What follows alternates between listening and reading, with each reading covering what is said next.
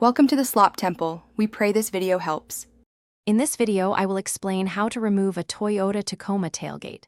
First, gather your tools, including a 10 mm socket wrench and a flathead screwdriver.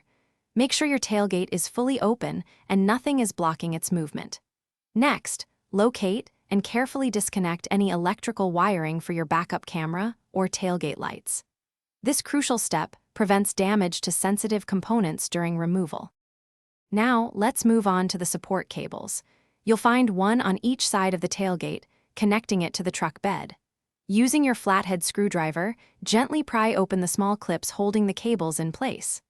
Once the clips are released, unhook both cables from their attachment points on the tailgate. This allows the tailgate to swing freely downward. With the cables detached, focus on the hinge pins at the bottom. There are two main hinges. Gently lift the tailgate a few inches to take pressure off the hinge pins. Now, carefully slide the entire tailgate to the right. This action will disengage the left hinge pin from its mounting bracket on the truck bed, allowing for further movement. Finally, with the left hinge pin free, you can now angle the tailgate to clear the right hinge pin. Once both hinges are clear, carefully lift the entire tailgate straight up and away from the truck bed.